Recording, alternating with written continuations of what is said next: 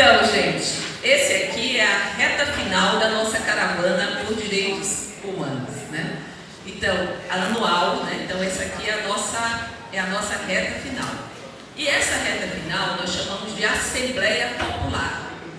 Nesse ano, no ano passado, a nossa Assembleia Popular está discutindo um tema que é muito importante para todos nós, para a vida de todos nós, que é a questão da segurança pública, né? A sociedade maranhense vem trabalhando muito intensamente com os nossos parceiros dois indicadores para medir se essa segurança está servindo ou não para nossas vidas e para nossa dignidade. Uma, prisões cada vez mais indiscriminadas. E não é prisão de qualquer pessoa, porque nós estamos aí com uma bandeira de luta na rua, que é a prisão para aqueles que tentaram dar o golpe na democracia. E até agora não saiu a prisão de ninguém.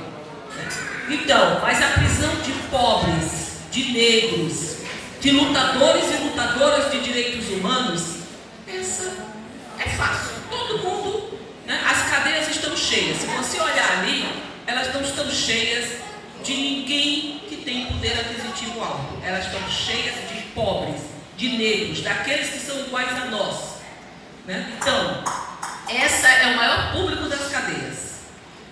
Outro indicador, as mortes violentas. As mortes violentas são aquelas mortes que tem um corpo estendido no chão e a gente fica dizendo que não é homicídio, é legítima defesa, né? Quando os policiais, então, aquele corpo passa a ser banalizado. E esse corpo também tem cor, também tem endereço. Então, nesse sentido, a sociedade vem trabalhando já desde 2016 e nos últimos 3 anos a gente tem trabalhado intensamente com os nossos parceiros para que a gente diga que segurança pública nos serve e que segurança pública não nos serve. Não serve a nossa dignidade e a proteção das nossas vidas como lutadores e lutadoras de direitos humanos. Então, nesse processo de trabalho, a gente construiu um documento que, inclusive, a gente está trazendo aqui para a gente discutir o nome desse documento, que ele diz que é para uma nova, os parâmetros para o desencarceramento no estado do Maranhão. Eu não vou entrar em detalhes porque vocês vão abordar essa discussão daqui a pouco. Mas parâmetros populares para o desencarceramento. Não é só isso. Então a gente vai discutir também esse nomezinho, né? E nesse exercício de construção desses parâmetros, que são 54, é isso, 54 parâmetros, dividido em 9 seções, onde ali tem adolescentes, né, questões mais gerais, penas alternativas, povos tradicionais, enfim, várias questões que a gente vai falando como é que é a segurança pública, nessas 9 sessões. Então, essas 9 sessões não saíram da nossa cabeça.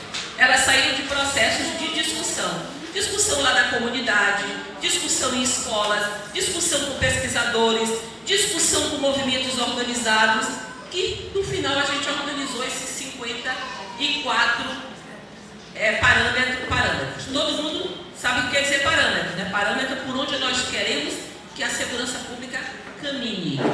Nem para um lado, nem mais para um lado, nem mais para outro, mas como a gente quer que ela caminhe. Então nos mostra qual é aquela estradinha que a gente vai percorrer para chegar na nossa dignidade, na promoção das nossas vidas. Então, essa é a nossa tarefa de hoje. Olhar desses 2 anos que a gente vem trabalhando, 2, 3 anos que a gente vem trabalhando, dizer elas permanecem ou não permanecem, e para isso nós fizemos 4 sessões preparatórias para chegar aqui hoje. E dessas sessões preparatórias saíram propostas. E ontem teve mais uma reunião para a gente discutir que propostas de alteração. Esse documento que vai sair daqui, que nós vamos gastar tipo 1 hora para discutir, 1h20, ele vai se chamar o texto básico do Doravante. Um texto básico para discussão, porque aí o outro momento agora, até chegar àquela assembleia que vai realmente homologar, nós vamos chamar até lá de texto básico. Ele vai promover discussões específicas com povos indígenas, que a gente já fez um pouco, mas vamos fazer para ampliar ou não os parâmetros, né? Com povos de terreiro, enfim, vai se discutir público LGBTQIA+, adolescentes, e para a gente fazer assembleias específicas até chegar a essa caminhada. No fim dessa caminhada, nós vamos ter um outro documento, ou este mesmo, não sei, a gente aqui é que vai dizer qual é o texto, né, para nós apresentarmos de novo às autoridades. Nós fizemos esse percurso, essa aqui é a segunda Assembleia Popular. A primeira nós fizemos ano retrasado, que nós, o ano passado a gente, exato, que fechamos o ano passado, e aí fizemos também 2 audiências públicas, uma em que nós apresentamos às autoridades os parâmetros, e a outra que nós pedimos para eles fazerem o balanço do que eles tinham considerado importante. A gente vê avanços dessa discussão mais no âmbito do judiciário, ontem mesmo nós também, e também da Segurança Pública Nacional, por influência do Poder Judiciário do Estado do Maranhão, na figura de uma pessoa que se chama Douglas Martins, que ajudou a construir, inclusive a interferir em parâmetros nacionais, né? E a gente vê que em outros aspectos não muito. Então é esse que é a nossa tarefa de hoje. Visitarmos onde nós chegamos até aqui e depois passarmos para discutir como nós vamos fazer a homologação, a aprovação final desse documento que passará a ser o nosso livrinho de bolso com relação à segurança pública e à justiça criminal nesse estado, nesse país. Fechou? Lacrou.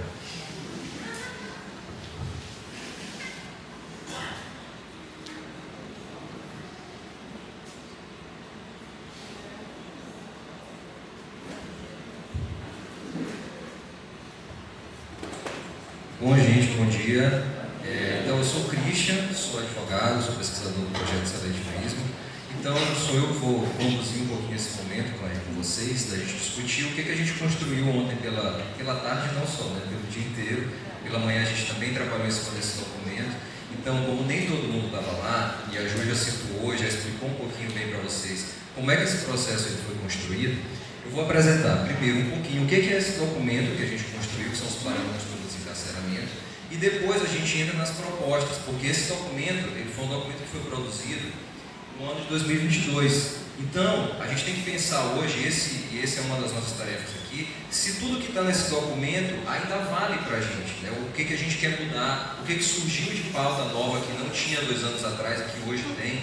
Então, a gente também tem novos grupos que foram se somando a essa pauta. Então, ele começou como um documento que trabalhava só a questão do desencarceramento, e hoje também já tem grupos realizando a observação de casos de violência policial, de casos de mortes violentas no interior. Então ele é um documento que ele acabou se expandindo, trazendo novos públicos para essa discussão, e a gente tem que atualizar e entender qual é a realidade hoje para a gente. Se tudo que está aqui ainda é importante para nós, ou se tem coisas que a gente também quer que venham agora, que sejam integradas a esse documento.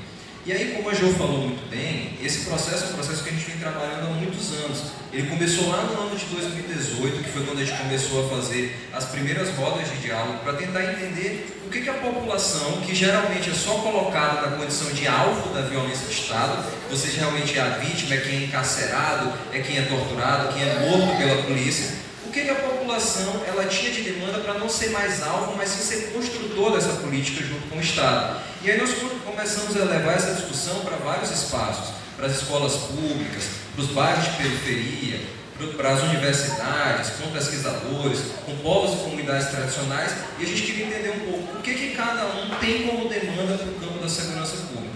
E aí nós construímos esse documento, aqui que ele tem 9 seções. Eu vou pedir para a Vitória passar um pouquinho, para eu dizer para vocês o que tem em cada uma delas. Porque depois do momento de deliberação, quando eu for apresentar as propostas, vocês vão ver que eu dividi por seções. Então eu fui colocando o que cada uma delas a gente tem de propostas de modificação e de alteração.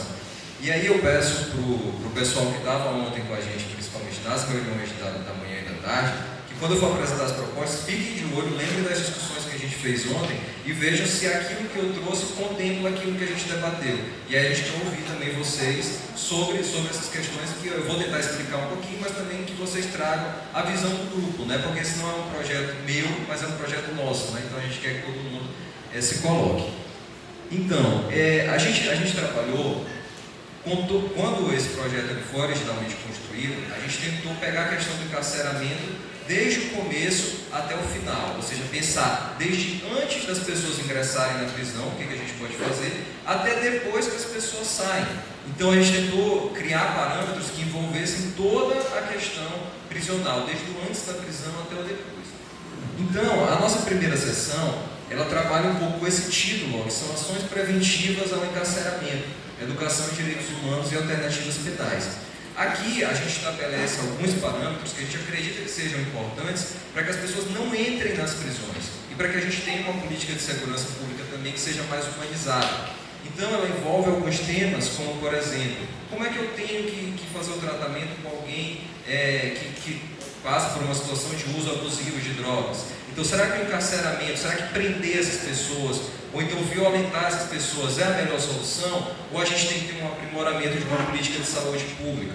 Então, trabalho um pouco nesse sentido. Trabalho um pouco também com a questão da formação dos profissionais que atuam no sistema de justiça. Então, o policial tem que ter uma formação mais humanizada, não tão violenta. Será que o judiciário, o juiz, o Ministério Público, eles têm os instrumentos adequados para trabalhar, por exemplo, em conflitos fundiários? Então são um pouco essas questões que trata essa primeira sessão, realmente questões voltadas para a prevenção ao encarceramento, educação em direitos humanos, realização de rodas de diálogo nas comunidades. Então a gente está olhando muito para o antes. O que a gente pode fazer para que alguém não chegue a entrar na prisão, porque a gente sabe que quando você entra, a situação é muito mais complexa. Já a nossa segunda sessão, ela trabalha sobre a questão da prisão provisória, que é um dos principais pontos pelo qual o aprisionamento em massa no Brasil ele opera. Então hoje o Brasil tem uma das maiores populações prisionais do mundo, a gente tem a terceira maior população prisional do mundo. E um dos instrumentos que funciona e que faz com que a gente prenda muitas pessoas é justamente a prisão provisória, que é um instrumento que ele possibilita que a pessoa seja presa, às vezes, 24 horas depois de supostamente cometer um crime. Então você é preso sem ter direito a um advogado, sem ter direito a passar por um processo judicial, sem condenação. Então a gente estabelece alguns requisitos, alguns parâmetros, para que essa prisão provisória ela seja utilizada de uma forma mais equilibrada, para que ela não seja um instrumento que possibilite você prender muita gente de uma forma rápida. Já a nossa terceira sessão, ela trata sobre a questão do controle social e da transparência. E eu sei que esse é um ponto que pega principalmente muito quem trabalha com a questão da violência no interior do Estado e no campo. Porque a gente não tem informações sobre a política de segurança pública e sobre a política carcerária.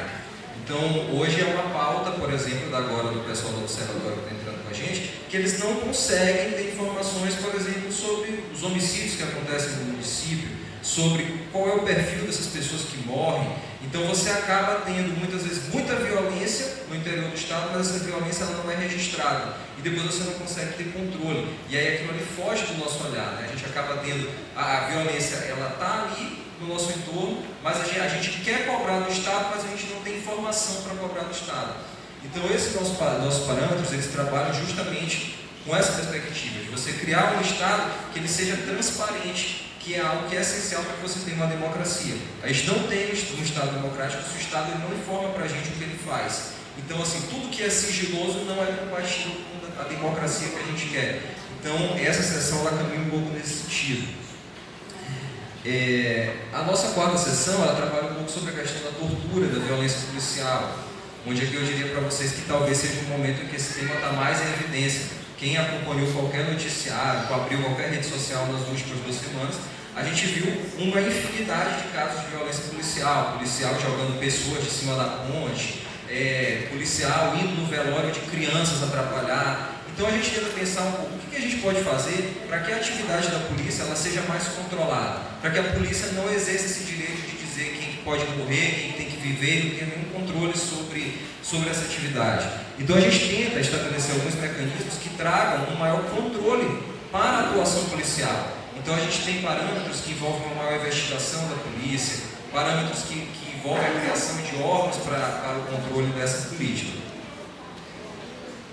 E aqui as últimas sessões, eu não vou trabalhar especificamente cada uma delas, porque elas são sessões que elas são voltadas para cada segmento. Então a gente trata aqui especificamente de como a questão do encarceramento ele afeta segmentos específicos. Então, por exemplo, a questão das crianças e adolescentes, quais são as demandas que crianças e adolescentes têm quando elas são inseridas dentro de uma lógica carcerária? Porque a gente sabe que as crianças e adolescentes, elas, na teoria, não são penalizadas, elas cumprem medidas socioeducativas. Mas na prática, se a gente for observar como é, na verdade o sistema socioeducativo é uma forma de prisão para crianças, se a gente olha como ele é executado. Então a gente trata um pouco dessas questões. Nós temos também uma sessão voltada para a população LGBT+, que a gente tenta trabalhar um pouco quais são as dificuldades que elas têm, que esse público tem quando ingressa no sistema carcerário, a questão da alocação dos espaços, aonde que as pessoas vão ser colocadas, quais as demandas de saúde que elas têm também quando entram. Então a gente também tem uma sessão que é voltada para esse público. Nós temos a questão do encarceramento feminino e algumas demandas que envolvem, por exemplo, a questão da construção de creches nos presídios, como é que você faz com que a mãe que está presa mantenha contato com o filho dela e algumas outras questões que passam por aí. E aí nós temos as nossas duas últimas sessões, que é essa de saúde mental no cárcere, onde a gente tem uma questão muito delicada na questão do sistema prisional, que a gente ainda mantém aquilo que a gente chama de uma lógica manicomial de saúde pública. Então quem tem um transtorno mental e está dentro da prisão é tratado de uma forma muito antiga, que não serve mais para os dias de hoje. Então a pessoa é trancafiada num lugar e ela é mantida lá e é medicamento o tempo todo, a pessoa é dopada. E esse tipo de tratamento é um tipo de tratamento que ele é totalmente antigo, assim, é algo que não se faz mais, e está totalmente em desconformidade com tudo que a gente tem de conhecimento hoje, que a gente avançou no campo da psicologia. Então a gente traz uma série de demandas também que buscam quebrar um pouco essa ideia de como o sistema de justiça ele atua em casos que envolvam presos que têm problemas de saúde mental, alguma coisa do gênero. E aí a nossa última sessão, a gente trabalha sobre a questão da violência e do encarceramento em relação aos povos e comunidades tradicionais. Hoje a gente tem que entender também quais são os problemas que esse público enfrenta com o sistema de justiça. Então a gente nós temos hoje que construir normativas que adequem também essa lógica prisional à especificidade dos povos e comunidades tradicionais, porque a gente tem um modelo que muitas vezes é imposto e muitas vezes é muito violento. Então a gente tem, por exemplo, a questão dos povos indígenas na prisão, quando alguém é preso, como é que o procedimento muitas vezes é muito violento, você raspa os cabelos, você tem muitas questões que envolvem e que violentam esse povo muito mais do que simplesmente privar a liberdade deles. Então a gente tenta pensar um pouco nessa sessão, como é que a gente pode pensar em um sistema de justiça que tenha uma adequação a essa outra forma de ver a vida, que não é a forma que geralmente está espelhada nos nossos ordenamentos, que geralmente é uma forma que parte de uma ideia, vou dizer assim, etnocêntrica. Né? A gente pega um modo de vida como primordial e molda e cria todo o nosso ordenamento jurídico a partir dele, e a gente exclui todo mundo que está fora desse aparato e acaba violentando muito mais essas pessoas do que já é violento por si só, você ser preso ou você ser perseguido pela polícia, digamos assim. Então, gente, esse é o nosso documento. Nós temos 9 sessões. Eu falei bem rapidamente assim de cada uma para vocês. E aí, como eu disse, o que a gente fez ontem? Nós revisitamos tudo isso aqui. Na verdade, não foi só ontem. Nós tivemos uma sessão preparatória, 4 sessões preparatórias antes desse evento. Nós passamos um mês fazendo reuniões toda segunda-feira. Então é possível que muitos de vocês tenham participado das nossas discussões, para além de quem estava ontem lá no espaço. Em algum momento, se vocês participam das atividades da sociedade, em algum momento vocês já ouviram essa discussão aqui em algum lugar. Talvez não estejam lá o tempo todo discutindo, mas a gente já vinha amadurecendo para tentar pensar o quê? O que a gente tem que mudar aqui, né? O que não está aqui nesse documento que a gente hoje quer que esteja, e também o que está aqui que talvez hoje não faça mais sentido para a gente. E aí eu também faço uma colocação, porque quando a gente começou a construir esse documento 2 anos atrás, isso era uma experiência nova para todo mundo. Então a gente vai no caminho aprendendo, então tem coisas que a gente vai dizer assim, não, aqui a gente acertou, e aí a gente mantém, mas tem coisas que a gente diz, olha, isso aqui que a gente colocou talvez não seja o melhor caminho, e aí a gente tem que voltar e mudar. A gente chegou à conclusão ontem também nas nossas discussões, que tem coisas que nós achamos que tem que estar nesse documento, mas que a gente ainda não tem o nível de discussão necessário para que esteja aí na forma de um parâmetro. Então a gente tem como uma proposta também sair daqui da Assembleia Popular com uma agenda de discussões também com os nossos próximos passos, o que a gente vai fazer depois daqui, porque esse processo ele não vai acabar aqui, é um processo muito longo e que a gente vai vendo as conquistas ali pequenininhas, né? A gente vai conseguindo uma coisa aqui, uma coisa ali, a gente não vai mudar todo mundo em um dia, mas às vezes a gente vai conseguindo uma coisa ali que mantém a gente engajado nessa luta. Então, eu vou apresentar um pouquinho para vocês o que a gente discutiu ontem, né? E aí agora é o momento de, principalmente, claro, para todos que quiserem falar ou que tenham uma opinião sobre isso, esse é o momento de participação, de fala, mas principalmente quem estava na discussão ontem lá com a gente, para a gente pegar o quê? Aquilo que a gente discutiu ontem pela manhã e pela tarde, o que a gente elaborou aqui de proposta, contempla vocês acham que está de acordo com o que a gente discutiu, para que a gente aprove isso aqui e modifique esses documentos que são os parâmetros. Tá, eu elaborei uma apresentaçãozinha por sessões, para a gente discutir cada uma delas, o que tem de alteração. Nem todas têm proposta de alteração, mas aquelas que surgiram eu trouxe aqui. A primeira coisa que eu vou colocar é o título do nosso documento, que eu acho que a gente tem que pensar. O nosso título hoje é o quê? Parâmetros para desencarceramento. Mas como a gente discutiu ontem, esse título não contempla o que todo mundo está querendo discutir dentro desse espaço. Então hoje a questão carcerária ela virou um ponto dentro desse tema, mas tem gente que está interessado em discutir a questão das mortes violentas no interior do Estado, que não entra nessa discussão sobre encarceramento. Então, eu fiz uma proposta, não sei se todos vão concordar, mas eu fiz uma outra sugestão de título. E aí eu trouxe essa proposta aqui para vocês. Parâmetros populares pelo desencarceramento e por uma política de segurança pública democrática no Maranhão. Por que eu escolhi essa expressão democrática? Porque eu acho que ela toca das demandas que a gente discutiu ontem. Primeiro, a gente discutiu muito a questão do acesso à informação, tanto que a gente trabalhou de manhã só com a questão do monitoramento dos bancos de dados. Então a gente tem um problema que é o seguinte, olha, quem está querendo investigar a questão das mortes violentas não tem informação. Você quer investigar, mas você não tem de onde tirar a informação. Então você tem que trabalhar muitas vezes com a informação que circula no grupo do WhatsApp, no Instagram, na rede social, porque o Estado não produz essa informação. Então isso entra na questão da democracia, entra na questão do acesso à informação. E de outro lado, a gente também quer que o Estado atue de forma menos violenta, que o Estado não mate as pessoas da nossa comunidade, que o Estado não chegue lá e tome partido no conflito de terra em favor de uma da parte, que geralmente não é a parte mais, digamos assim, vulnerável da situação. Então, a gente está querendo o quê? Que a atuação do Estado ela se democratize. Por isso que eu trouxe essa proposta de uma política de segurança pública democrática. E aí a gente debateu até outras ideias, mas a gente chegou à conclusão de que não era legal tirar do título desencarceramento, porque é uma pauta que tem um peso, né? Primeiro porque o documento já é conhecido por esse título, então a gente já chama de parâmetros pelo desencarceramento, já é algo que se popularizou. Então se a gente tirasse, a gente teria que construir de novo com as pessoas essa ideia. Então eu trouxe essa proposta, e aí eu queria ouvir de vocês, principalmente quem é do observatório, se isso aqui contempla aquilo que a gente estava discutindo ontem ou se não, porque senão a gente vai ter que pensar em outro título. Porque a ideia ontem era que tinha que ter a questão da segurança pública no título.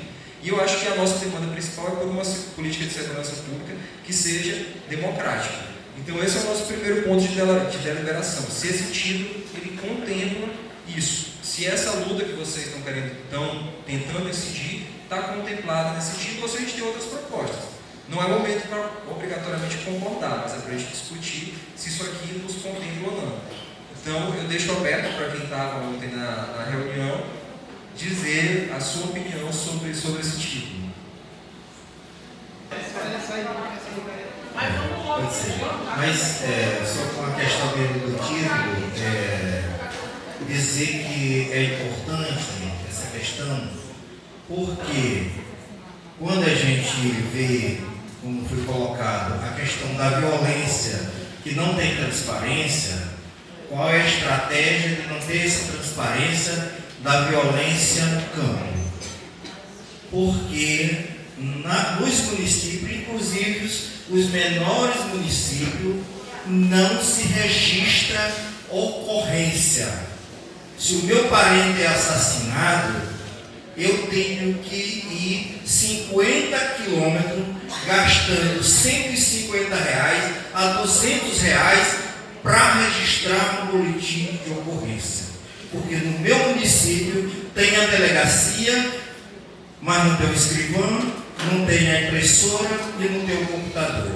Então é uma forma, tá? Eu acredito que essa questão da transparência que venha aí a cobrança, que tenha os registros nas cidades, principalmente as cidades pequenas, os municípios pequenos, que são penalizados. Que se eu fosse relatar para vocês aqui o tanto de homicídio que aconteceu dentro de Cajari, aí vocês vão para os registros de ocorrência, talvez vai aparecer 5.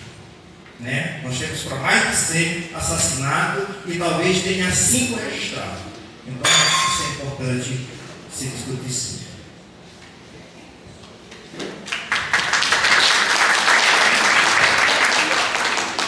Então, essa era a nossa primeira discussão. Agora, o que a gente pensou para a seção 1, que é a seção de ações preventivas ao encarceramento, ações de educação em direitos humanos e alternativas penais. Nessa seção, gente, surgiram 2 novas propostas de parâmetros, ou seja, surgiram demandas que não estavam lá no documento. E aí eu elaborei aqui 2 propostas de acordo com o que vocês trouxeram para a gente de contribuições. A primeira questão que surgiu foi que existe uma dificuldade de entender qual é a função de cada órgão do sistema de justiça. Então, muitas vezes você tem um problema que acontece na sua comunidade, você sofre uma situação de violência, mas não é muito claro quem que você tem que procurar para resolver esse problema. Eu tenho que ir na delegacia, eu tenho que ir na defensoria, eu tenho que ir no Ministério Público, eu tenho que ir no Judiciário. Então, às vezes não é muito claro essa questão. Então, foi um ponto que surgiu ontem, que criasse uma espécie de aplicativo, uma outra plataforma, algum tipo de canal de informação que trouxesse informações rápidas sobre como que eu posso acessar o sistema de justiça. E aí eu elaborei na forma dessa proposta aqui para vocês, que seria um novo parâmetro para estar no documento, que seria facilitar o acesso ao sistema de justiça através da criação de canais informativos, por meio de aplicativos ou outras plataformas que tragam informações simplificadas e rapidamente acessíveis acerca do funcionamento do sistema de justiça e que englobe questões referentes à atribuição de cada instituição estatal, Ministério Público, Defensoria e Judiciário, bem como a forma mais rápida e eficiente de acessá-las. Então seria um aplicativo que ia dizer para você não só o que cada órgão desse faz, mas como você pode acessar eles. Aonde eu tenho que ir? Que lugar eu tenho que ir para ser atendido por essa instituição? Então é um aplicativo para facilitar a vida, para que você não fique perdido e às vezes sem fazer nada porque você não sabe a quem procurar. Ou então perdendo tempo dentro desse processo. Então foi uma demanda que surgiu ontem e que está com essa proposta aqui de redação que a gente fez. E aí vão vendo se o que eu elaborei aqui contempla o que a gente discutiu ontem. Vão lembrando do que a gente discutiu. Uma outra questão que também surgiu nesse ponto das ações preventivas ao encarceramento foi em relação à questão da política de saúde para o trabalho com drogas no interior do Estado. Que nós não teríamos as políticas públicas que, por exemplo, aqui em São Luís são ofertadas, elas não são ofertadas no interior do Estado. Então surgiu uma demanda de que esses casos de droga, que envolvem o uso de drogas, que geralmente são tratados através da violência ou do encarceramento, que isso chega em todo lugar, mas que a gente tenha também uma expansão das políticas de saúde para o interior do Estado. Então foi uma demanda que surgiu ontem, algo que não estava, e que aí já pega um pouco aquilo que a gente tinha discutido, que é um documento muito voltado ao contexto urbano. E que aí a gente tenta entender agora um pouco mais quais são as demandas do público que está no interior do Estado e como que isso pode ser agregado na forma de novos parâmetros. E aí eu trouxe essa proposta aqui, que seria expandir para os municípios localizados na região interiorana do Estado a oferta e o acesso às políticas públicas de saúde voltadas para a atuação em casos de uso abusivo de drogas, visando a prevenção do consumo e a redução de danos, privilegiando-as ao invés da adoção de políticas violentas, repressivas e encarceradoras. Então, guardem aí para ver se contempla aquilo que a gente discutiu, essa questão de levar as políticas de saúde que envolvam o trabalho com drogas, políticas de redução de dano e outras atividades para o interior do Estado. Tá, aqui nós temos uma proposta que não é de um novo parâmetro, mas que é de uma alteração de um parâmetro que nós temos que teria uma limitação. Foi algo que a gente discutiu ontem. Que esse parâmetro 8, e aqui eu estou trazendo para vocês, eu trago até a forma como ele está no documento, aqui do lado esquerdo, e aqui a nova redação dele, e o que está em amarelo ali seria o que a gente vai acrescentar. Então, a gente tem aqui, a forma como o parâmetro está colocado hoje seria ampliar os investimentos em políticas públicas e promoção de cidadania nas periferias, com enfoque na produção de uma educação antirracista e inclusiva nas comunidades.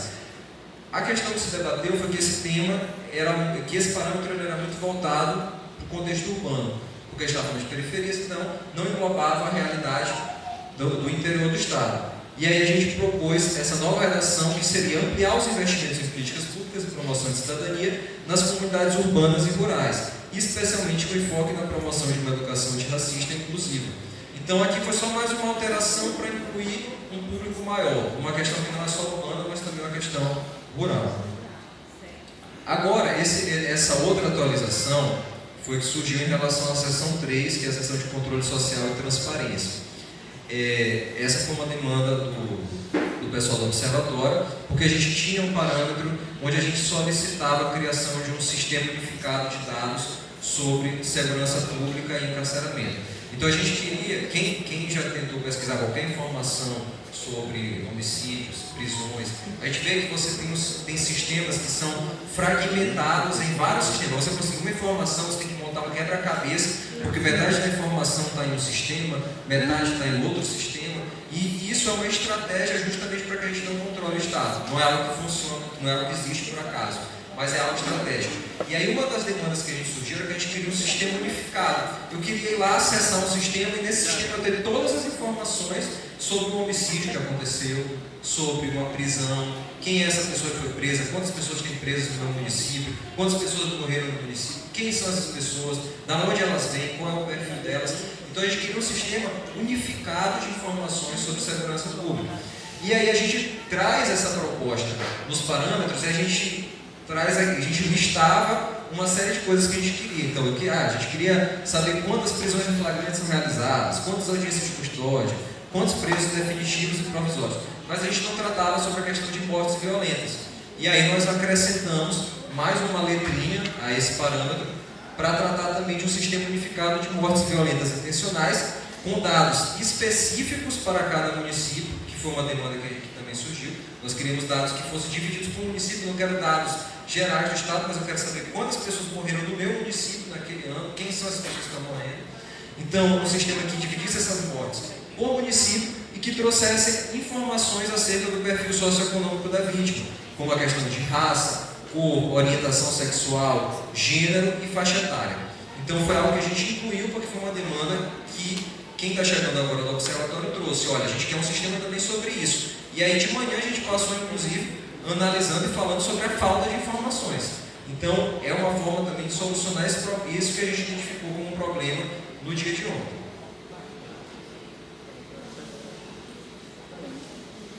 Tá, agora a proposta que a gente pensou para a seção 4, que é a seção sobre tortura e violência policial.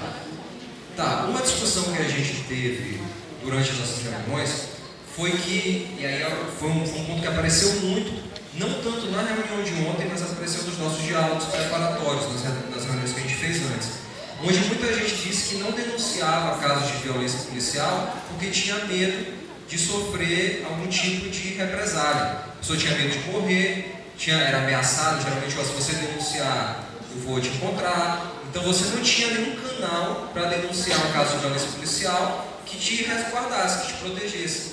E aí a gente pensou, não, a gente precisa trazer um parâmetro que preveja a criação de um canal de denúncias onde a pessoa ela tenha a sua vida ou a sua integridade resguardada, mesmo que ela denuncie. Então a gente trouxe isso também na forma de um parâmetro que seria criar um canal de denúncias específico para casos de violência policial que garanta o sigilo das informações, a preservação da identidade da vítima e, caso necessário, oportunize ao denunciante o acesso às políticas de proteção destinadas às pessoas ameaçadas. Que foi um pouco isso que a gente pensou lá nas nossas discussões, de ter um canal que seja específico só para receber casos de violência policial e necessariamente um canal que não esteja atrelado à própria polícia. talvez possa ser um ponto para a gente debater se isso tem que aparecer no parâmetro ou não. Mas eu não coloquei, mas deixo aqui uma coisa para a gente debater. Tá bom, aí aqui a gente tem uma outra atualização de parâmetro, que esse envolve uma demanda, que na verdade é uma demanda que hoje esse parâmetro precisou todo ser reconstruído. Porque 2 anos atrás a gente tinha como uma das lutas nessa sessão de tortura e violência policial que se instaurasse no Maranhão o Mecanismo Nacional de Prevenção e Combate à Tortura e o Comitê Estadual de Proteção e Combate à Tortura. Só que a gente, depois da construção dos parâmetros, esses mecanismos foram implementados. Inclusive, ele foi resultado desse processo. Porque, a partir da construção dos parâmetros, nós fizemos uma reunião com o Ministério Público, solicitando, perguntando, olha, vocês não vão instaurar isso aqui porque a gente tem uma lei estadual que determina a instauração desses mecanismos. E aí, de lá, surgiu uma articulação com a Secretaria de Direitos Humanos e esses órgãos eles foram instaurados. E hoje eles estão em funcionamento no Estado. A gente tem um comitê e a gente tem um mecanismo. O comitê é um órgão onde você tem a sociedade civil e o Estado dialogando sobre a questão da tortura. E o mecanismo, ele é um órgão onde você tem peritos que vão até as prisões verificar se lá está acontecendo tortura, se as pessoas estão sofrendo violência. Então, esses 2 órgãos, eles estão instaurados hoje no Maranhão. Só que existe uma série de discussões sobre a forma como isso foi feito. Porque a nossa própria lei, que dá fundamento à instalação do mecanismo do Maranhão, ela é uma lei que viola não só a determinação do mecanismo nacional, mas que viola também as determinações da ONU, que envolvem o tratamento da questão da tortura. Principalmente porque eles são espaços que eles são cooptados pelo Estado. Então, o Estado escolhe quem da sociedade civil vai estar no comitê, os peritos do mecanismo, quem tem a palavra final para definir quem vai ser perito ou não é o governador. Então, isso gerou uma série de críticas a como esse processo foi construído. Inclusive, o Mecanismo Nacional, que é quem coordena essa política no plano federal, emitiu uma nota não reconhecendo a legitimidade do nosso processo. Então, ela é uma questão delicada, então foi um ponto que a gente debateu ontem. Então, o que nós decidimos lá? Hoje existe um começo ali de uma tentativa de alterar a lei estadual, uma promessa que foi feita, se olha, a gente não embarrem aí a nomeação dos peritos, que a gente vai mudar a legislação e adequar ela a essas diretrizes, mas pode ser uma coisa que nunca sai da promessa, né? Então, a gente trouxe como uma proposta de parâmetro adequar a lei estadual 10.334, que é a lei que institui o Comitê Estadual de Combate à Tortura e o Mecanismo no Maranhão, as diretrizes estabelecidas pelo Mecanismo Nacional de Prevenção e Combate à Tortura, bem como aquelas previstas no protocolo facultativo à Convenção contra a Tortura, outros tratamentos ou penas cruéis, desumanos ou degradantes, ou PECAT, das Nações Unidas, especialmente no sentido de garantir a paridade entre Estado e sociedade civil no âmbito do comitê e ainda a independência no processo de seleção, escolha e atuação dos peritos integrantes do mecanismo. Então, esse parâmetro ele foi totalmente atualizado, porque a gente agora tem esse instituto, surgiu fruto de uma luta que a gente começou a discutir aqui, mas ainda não é perfeito, porque entra num ponto que muitas vezes a gente discute aqui nas nossas reuniões.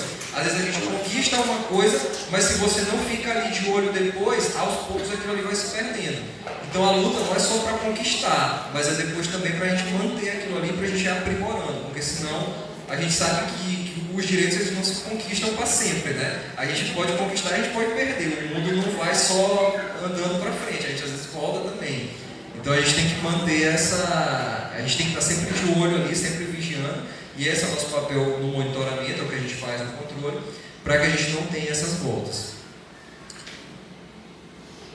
Aqui eu acho que a gente pode fazer as contribuições agora, porque essas últimas 2 partes que nós temos do documento, elas não são propostas de novos parâmetros, elas são propostas de retiradas de alguns parâmetros que nós temos no documento. Então, eu acho que a gente pode fazer aqui, para essa parte dos acréscimos e das modificações, a gente pode fazer o debate logo, abrir para quem quiser contribuir, a gente debate, delibera e depois discute essa outra parte aqui.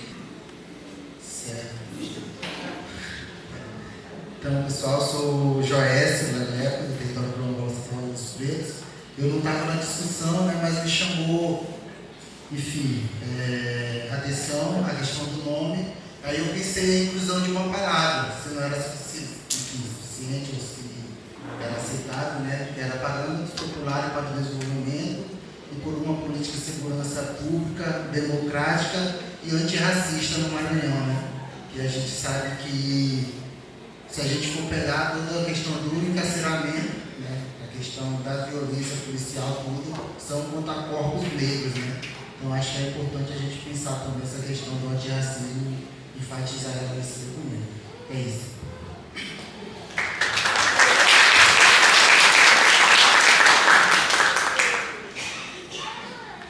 Gente, tem mais alguém inscrito? Tem interesse em falar sobre o título ou sobre o que Christian apresentou em relação às sessões? Eu acho que é no parâmetro que fala sobre, na proposta de criar um canal, né, ou um aplicativo. Não, pode ser qualquer um dos que já foram colocados, né? Então, na seção 3, se não me falha a memória, no parâmetro que trata sobre a questão da possibilidade de criar um canal, seja um app, e a gente está colocado que tem as informações e como a gente acessar, né? Aí eu acho que não seria possível colocar já que mesmo tem todas as informações, mas também que por lá a pessoa pudesse fazer a primeira denúncia, se fosse o caso, a esse órgão, porque não está colocado. Então só a informação de onde acessar, mas aí que também disponibilizasse uma ferramenta que ali no primeiro momento a pessoa pudesse fazer a primeira denúncia, o primeiro encaminhamento, né? Para depois tomar. Tu falas que essa ferramenta não seja só de informação, mas que já faça um atendimento inicial. Um atendimento inicial. Tá.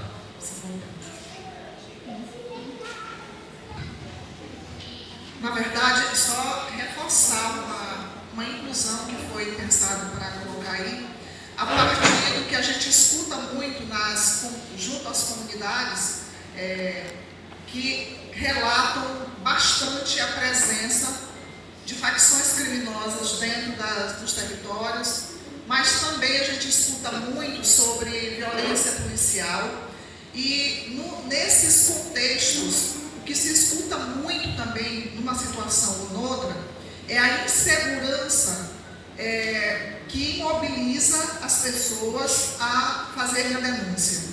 Né, a preocupação com a sua própria proteção, que é legítima, né? Então, acho que tem aqui uma inclusão que foi sugerida, que é essa coisa de abertura do canal, mas eu lembro dos diálogos que a gente fazia naquelas segundas-feiras, que era a importância de fortalecimento dos programas de proteção, inclusive para acolher pessoas naquele contexto, né? Então, a gente tem a preocupação, né, em sofrer retaliações por parte de quem pratica a violência, imobilizando as pessoas e, portanto, a impunidade, o agravamento da situação seguindo. Então, a gente realmente tem que pensar nisso e aí, trazendo também por parte de alguma preocupação, que lá no Fórum do Baixo Parnaíba a gente tem feito a discussão, de que, ao mesmo tempo que a gente reivindica uma política de segurança, e achei bem interessante, né, ali a qualificação, porque nisso a gente tem que demarcar de qual política de segurança que a gente está reivindicando, não é essa que provoca mais repressão, que provoca mais a morte, que provoca mais violência. Não é essa. E a gente tem que deixar isso muito explícito nos diálogos que a gente tem que fazer com as autoridades sobre esses parâmetros. Porque, na medida que a gente não deixar expresso isso de uma forma muito contundente, pode parecer que a gente esteja falando de uma política de segurança que é essa que está em curso. E nós temos que deixar isso muito evidente nas nossas falas, nas nossas reivindicações, porque do contrário a gente pode fortalecer uma política que a gente não quer, não é? Então, lá no fórum a gente faz muito essa discussão.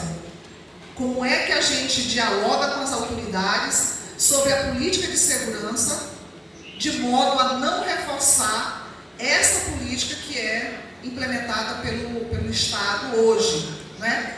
E aí, lembrando, esse entendimento da política de segurança como igual a mais violência, igual a mais repressão, igual a essa ação seletiva para determinados grupos, né?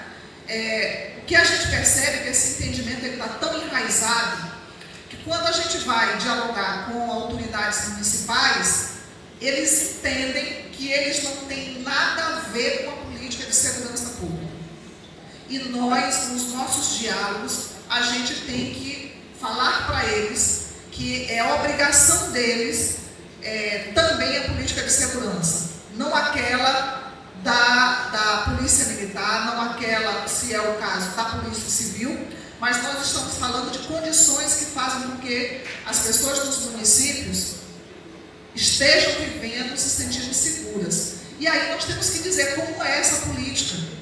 Eu acho que essa é uma questão que a gente, nos parâmetros, a gente tem que já deixar essa marca, porque do contrário pode parecer para eles que a gente esteja falando do mesmo entendimento que eles têm, e decididamente não é. Mas nós temos que dizer como é, né? Como é passa também por aquilo que o Cabeça estava dizendo, que é quando a gente precisar, a gente quer se sentir seguro em procurá-los, e não mais inseguro, ou de tamanha insegurança a gente nem quer ir lá. E aí fica sofrendo e a violência seguindo o seu curso, né? Então, reforçar isso, de que a política de segurança a gente tem que dizer ali, acho que os adjetivos que a gente possa dizer, talvez seja um caminho da gente dizer que não é dessa que está em curso que a gente está falando, né?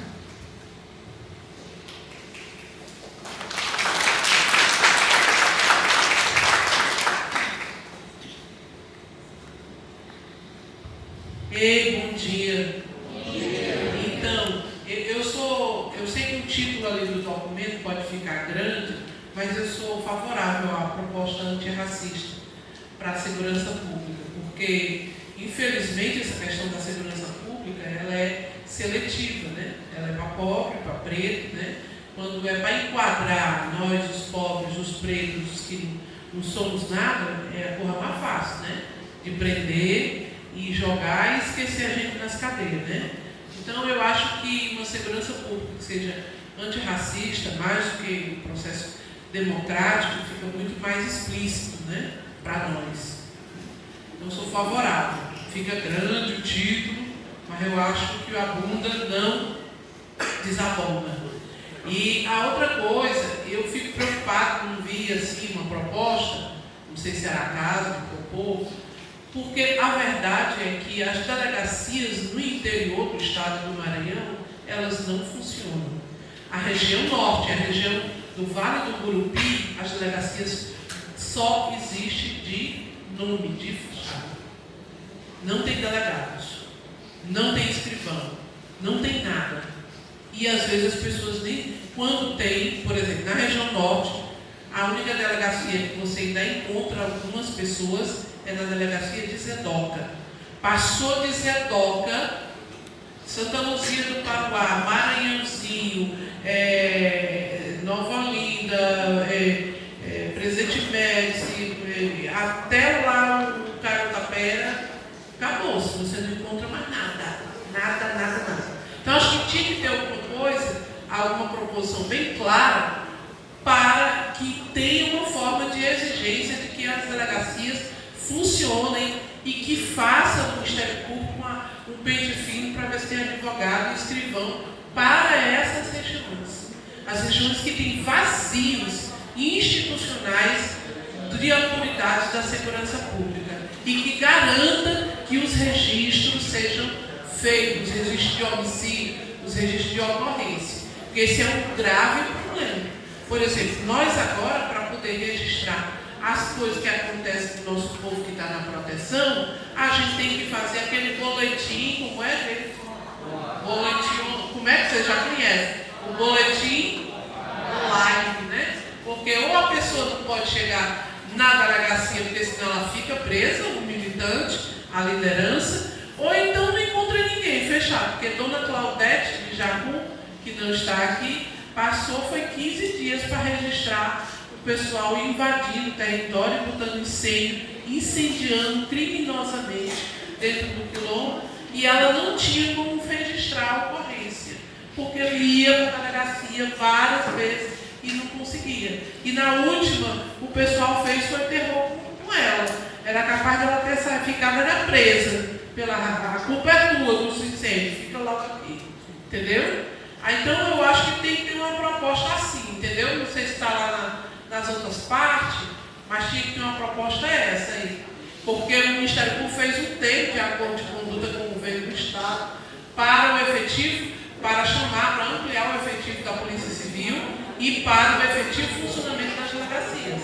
Só que isso a gente não viu. Eu só vi 2 delegacias novas que foram abertas. Uma em Caxias e uma na região do Baixo Maneiro, não. Uma na região dos Cocais e uma outra que eu não me lembro onde agora, não me ocorre. Só sei de 2 que são novas, que eu soube, assim, por conta de informação. Mas eu acho que devia ter algo nesse sentido. Eu sou Benedita, ali da região do Alto Turi, Carutapera, Gurupi. Eu sou de Junco do Maranhão, essas cidades que o Rosiana citou. Os problemas se agravam a cada dia, com delegacias, a polícia, né? Na verdade, a polícia da nossa região não é polícia, é milícia, né? Uma milícia no qual os trabalhadores são atacados, né? E tem que responder, ser processados, porque, na verdade, a mídia do governo, né? Que é do governo, a gente sabe, eles criminalizam os trabalhadores, né? E não a milícia. Então, eu tenho experiência própria, porque no dia 28 de novembro do ano passado, a gente recebeu uma notícia horrível, né, de um juiz no qual deu uma sentença no nosso processo a favor do grileiro. E a gente resolveu fazer uma manifestação no dia 29 de novembro, que agora fez um ano, e fomos atacados pelo policial, que atirou num companheiro e só não matou pessoas porque a pistola travou, né? E, inclusive a arma, ele apontou para mim também, que estava ali no momento. E nós temos 5 pessoas processadas, um com mandado de prisão, e é isso, gente. Como eu falei, na nossa região não há policiamento, mas sim uma milícia, no qual a gente tem que sofrer alguns tipos de abusos e não poder registrar boletim de ocorrência, porque temos medo de ir até a delegacia e até não voltar, por conta que o absurdo é um absurdo naquela região. E eu falo por toda a região, porque é muito, muito perigoso mesmo, né? Quanto a polícia, quanto os fazendeiros que são, que a polícia, no caso, é movida pelos fazendeiros, que também são milicianos, é muito complicado. Obrigada.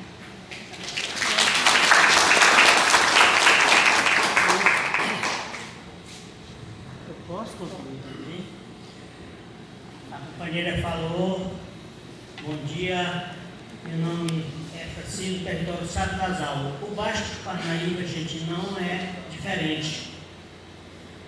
A gente vai na delegacia, a gente vai fazer um boletim, a gente nunca acha o delegado, só tem o escrivão. Aí a gente deixa de registrar, porque a gente sabe que só com o escrivão lá ele fica, não vai para lugar nenhum. E tem uma coisa muito grave lá na nossa delegacia. O atendimento tem um vazamento, tem alguém escutando para ter uma informação fora. E aí daí, aquela pessoa que vai já sai ameaçada. Quando eu, na minha comunidade, eu não registro mais, já registrei, mas não registro mais em nome de uma pessoa. Eu registro em nome da associação. E isso é muito grave para a gente. Só isso.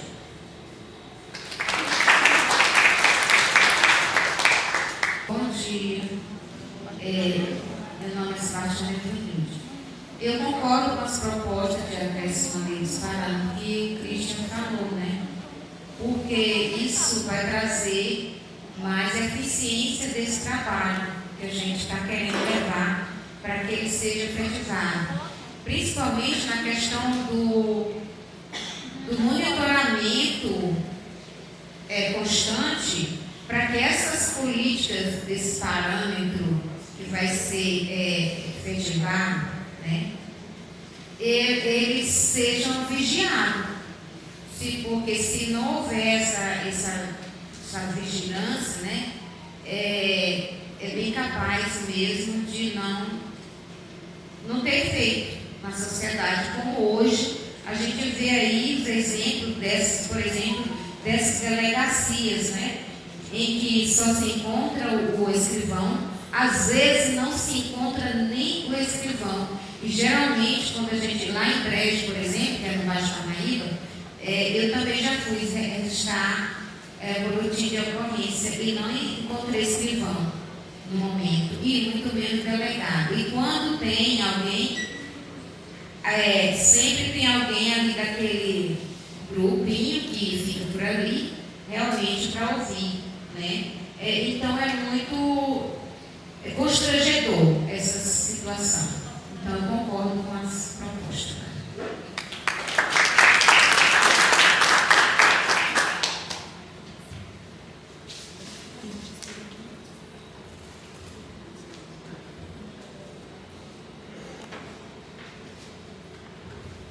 Bom dia.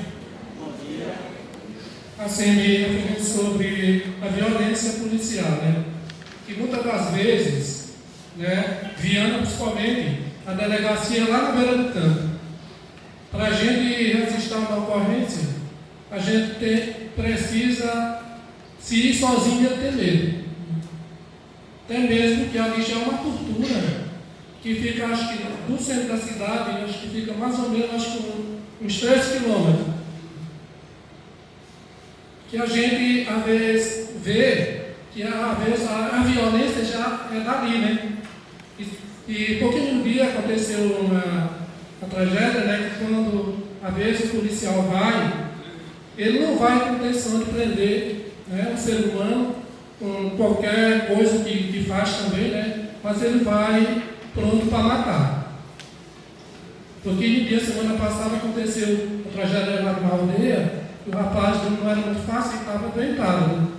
Então, teve lá um problema com ele ficou valente. Quando a polícia foi para lá, foi diretamente para matar. Mas no noticiário da rádio, né, Maracu, ele disse que foi um tiroteio. E também no outro dia a gente não viu falar mais nada, e até hoje está lá. E é um ser humano, né? Então a violência policial é muito violenta, principalmente no povos indígenas e nós, né? Que é a milícia, que a primeira falou ali. Às vezes a gente não tem policial, né? Uma segurança. A gente tem a milícia pistoleira, que aconteceu com a gente. Que quando mata, vai prestar serviço, às vezes por fazendeiro, lá para a empresa, né? E isso aconteceu com a gente, 2 policiais prestando serviço.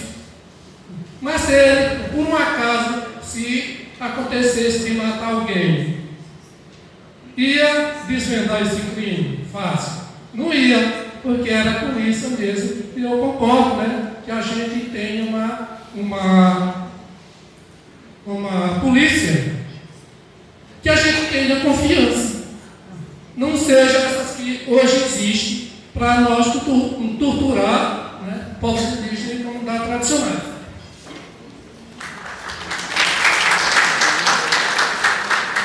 Eu vou seguir a ordem das inscrições, tem ela aqui, Tassiana, depois tu, José.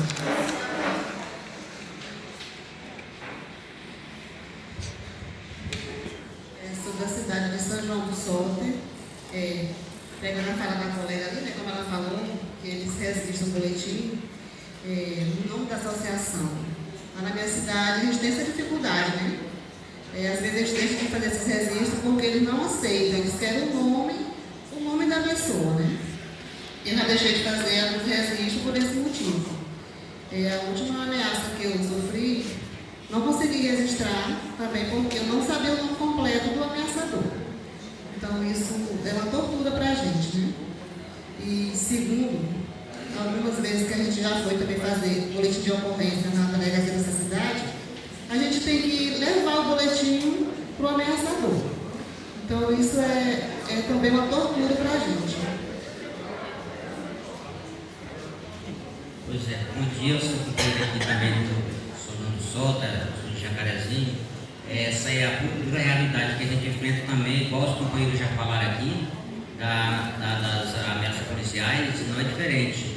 Prova viva que o rapaz aqui, meu parceiro, foi intimado por um fazendeiro na época. Qual é o motivo da gente se proteger lá? Porque a gente não tem segurança, a gente sabe que eles são pagos pelos fazendeiros para fazer a segurança mais do fazendeiro, não das comunidades. Então eu não fui no dia da audiência lá que eles marcaram na delegacia para o rapaz de prestar depoimento, mas meu parceiro foi e juntou assim umas 10 a 15 pessoas das comunidades para fortalecer ele lá porque estava sozinho. Então se ele fosse sozinho, a gente não sabia o que ia acontecer com ele. Então a gente se juntou perto de Brejinho, com distância de Jacarezinho, fomos juntos. Até no carro do parceiro ali, a gente não vamos deixar ele andar sozinho, porque a gente já sabe como é que é a dor. Então o que fizeram? No momento da fala dele lá, o delegado não deixou ele falar, oprimiu ele lá dentro, ele não teve licença de pelo menos explicar o que estava acontecendo, entendeu? E isso é dessa forma. Então, quando ele sai de lá, o fazendeiro já está sabendo o que ele falou lá dentro. Ele ia levantar a palavra, o delegado cala-te a boca. Então, estava ouvindo mais o fazendeiro, o denunciante, do que a própria vítima. Então, a vítima tem o direito de se defender e tem o direito de ter, pelo menos, digno de falar. E na nossa cidade é isso. Então, a gente não se sente confiante em fazer denúncias nas nossas cidades de São João do Sota, porque isso é grave. Quando a gente sai de lá, se nós for sozinhos, nós saímos já pensando, tem que ir por um caminho e voltar para o outro. E nós não sabemos se ele já mandaram alguém para nos terminar na frente. É isso que eu queria contribuir. Obrigado.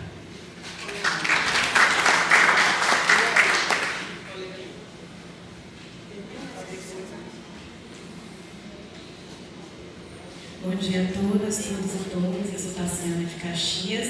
Eu tenho que concordar com o companheiro quando a gente pontua a luta antirracista, né? A gente vem nessa caminhada e se a gente coloca isso no título, deixa bem claro, escancarado para a sociedade, para o Estado, né? Que são os nossos corpos negros que são mais acertados pelas balas que se dizem perdidas, né? Na verdade, são balas achadas nos corpos negros, nas comunidades quilombolas e nos mais vulneráveis. E isso é importante para que o Estado ele tenha essa ciência que os movimentos estão se articulando, mas se articulando de forma que contemplem a todos, né? Com a questão que a Rosiana colocou, né? Que os municípios mais do interior são os mais afetados, sem as delegacias, e quando tem, está lá só a estrutura, mas quem deveria estar lá de fato de corpo presente não está. E a gente precisa pontuar isso e cobrar isso do Estado, né? Eu acredito que as propostas, elas mesmo entrando ontem no diálogo, mas a gente já vem acompanhando todo o Estado, como o Estado é truculento com as abordagens e como a gente pode estar tirando daqui, desses parâmetros, as estratégias de como registrar os boletins, esse autocuidado que deveríamos ter conosco mesmo no momento de registrar, de fazer as denúncias, que a gente precisa se fortalecer. Principalmente nós que estamos aqui, que viemos do interior, ter esse cuidado, né? Esse autocuidado conosco e sempre fazer as denúncias quando forem fazer de forma coletiva, nunca andar sozinho. Como o companheiro de São João do Sota já tocou, né? Nós temos sim que fazer as denúncias. É complicado? É, mas a gente precisa ainda acreditar que somos e podemos fazer a diferença dentro dos nossos territórios.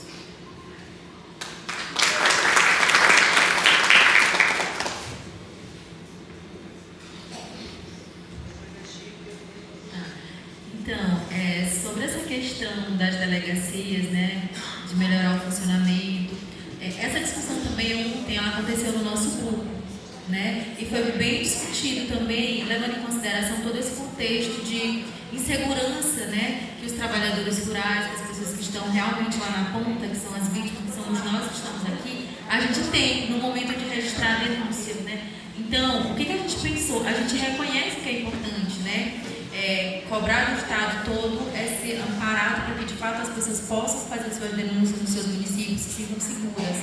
Mas a gente também viu, como o próprio parâmetro já traz, a questão da formação dos profissionais, né, já traz.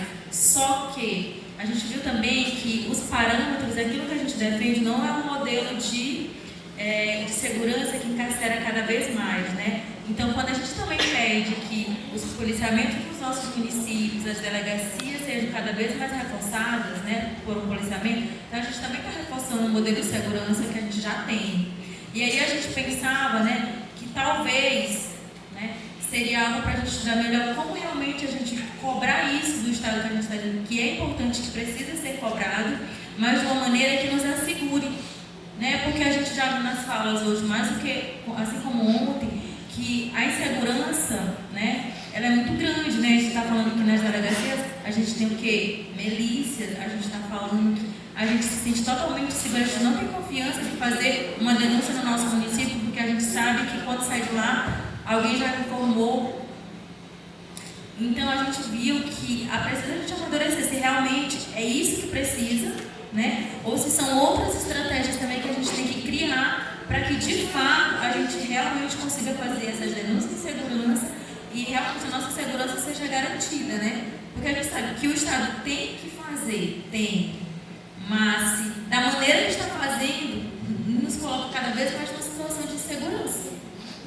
Então, é uma proposta que a gente precisa, acho que, debater muito, como a gente já debateu ontem.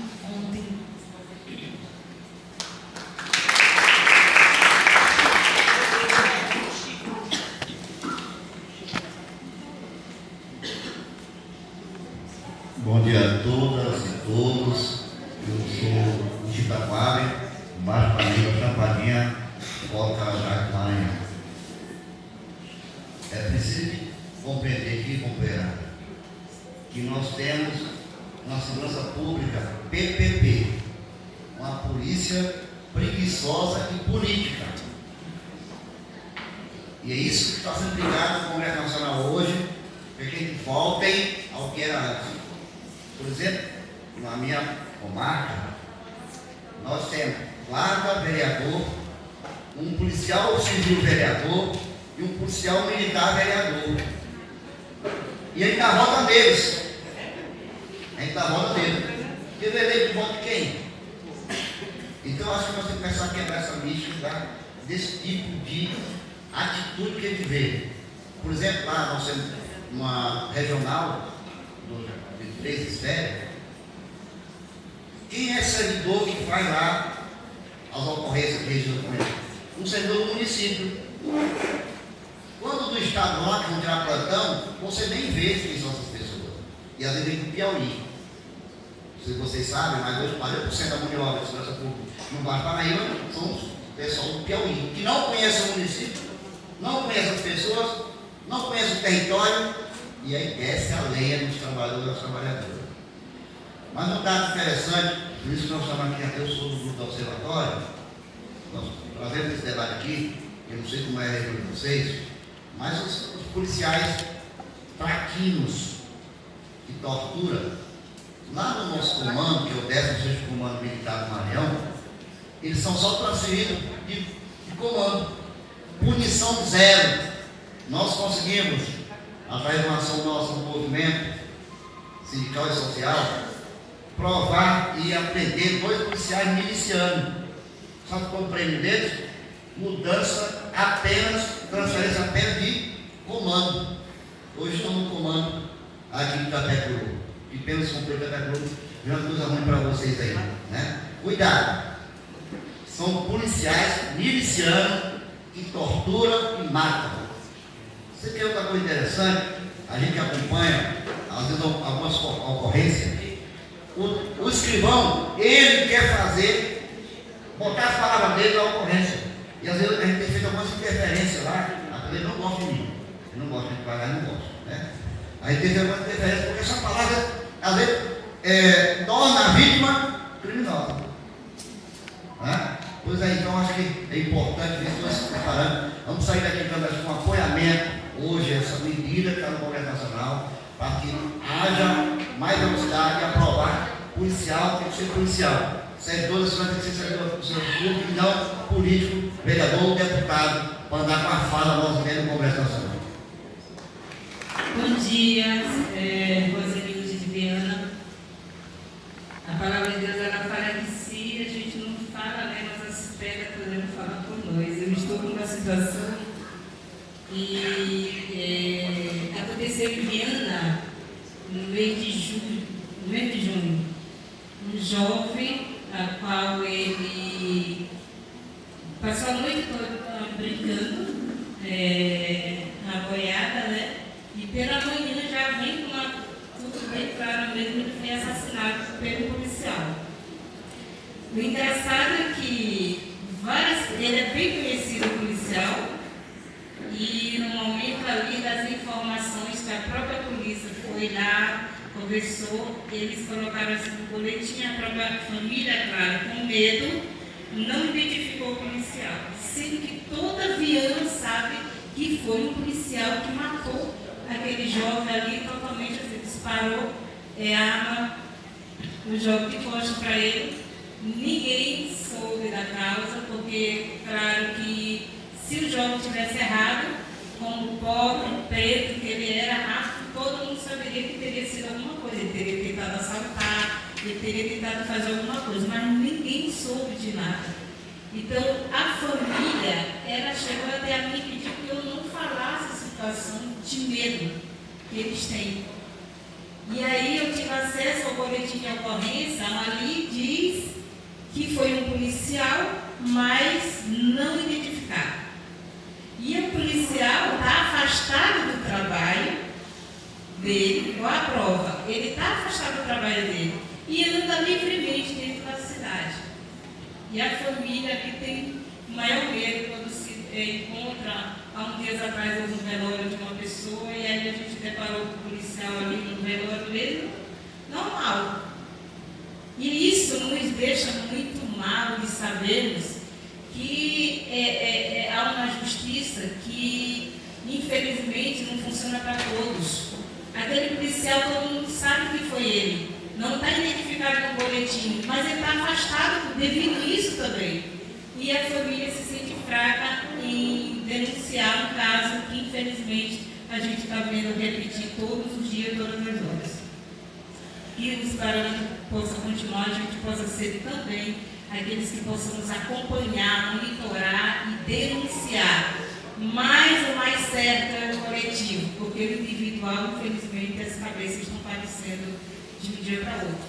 Nosso povo está morrendo porque o coletivo, o individual não está mais, infelizmente, funcionando. Esse direito individual não está mais tendo garantia a nós. Nós temos que estar juntos para fazer a denúncia, para poder nos defender. Que se esse caso, o direito humano poder pegar, eu tenho aqui o boletim. Não tive permissão pela família, de medo que eles têm, mas é muito dolorido ver a situação que a gente está acompanhando. Fora as mortes que são diretamente, né? Afastadas tudo.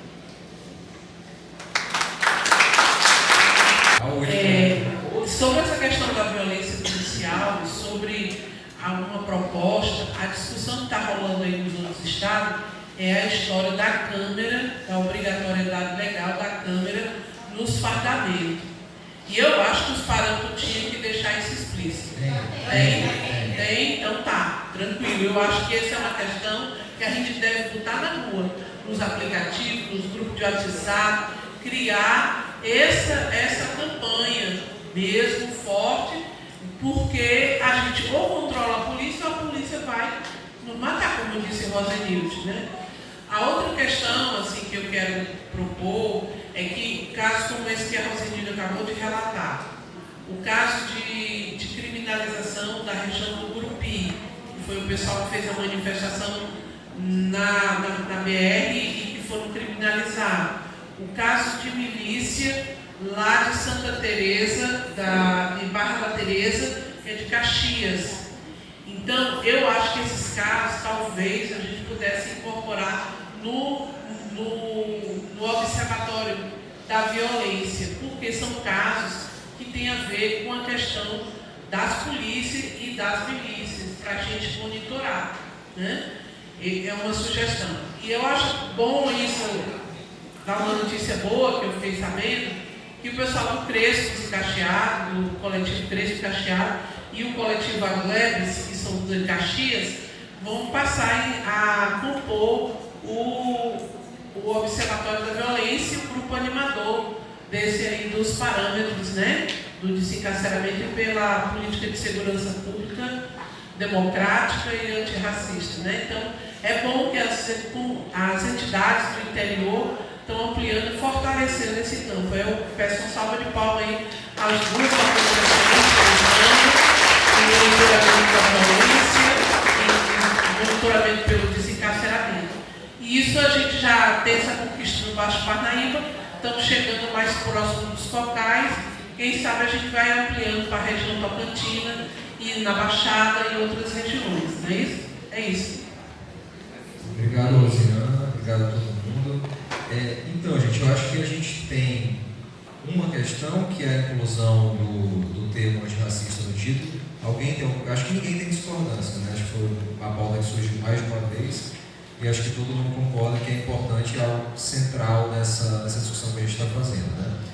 Esse outro ponto que todo mundo trouxe, a questão das polícias, que eu acho que a gente tem, na verdade, dois pontos aí, né? De um lado, você tem a falta, que foi o que a Rosiana trouxe, que outros colegas também trouxeram, a questão de você não tem delegacia, a delegacia não funciona, você vai lá, só funciona em um horário, ou então você vai lá e eles, você diz uma coisa, eles registram outra. Então tem um problema que é um problema dessa instituição, desse órgão.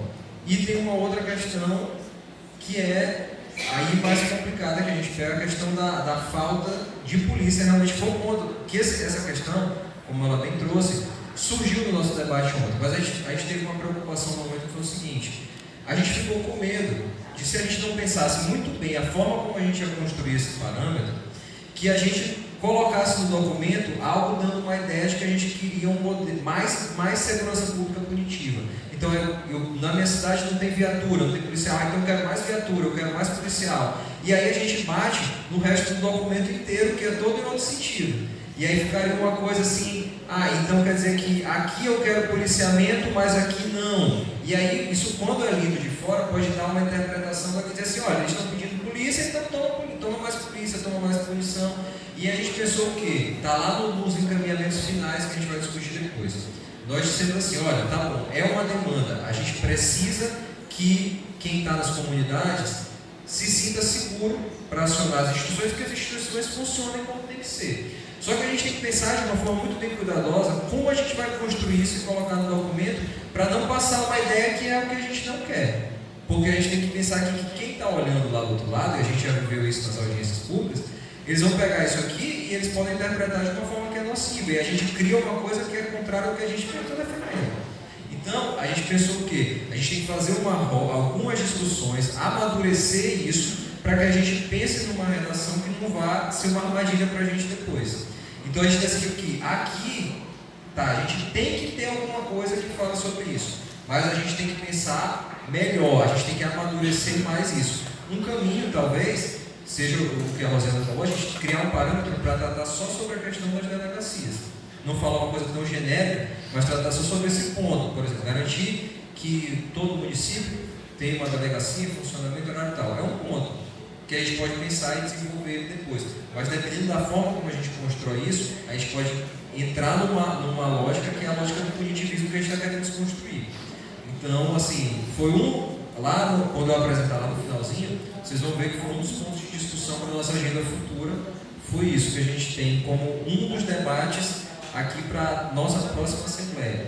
Então essas discussões apareceram, elas só não apareceram aqui na forma de parâmetros porque a gente fez essa avaliação lá dentro do grupo.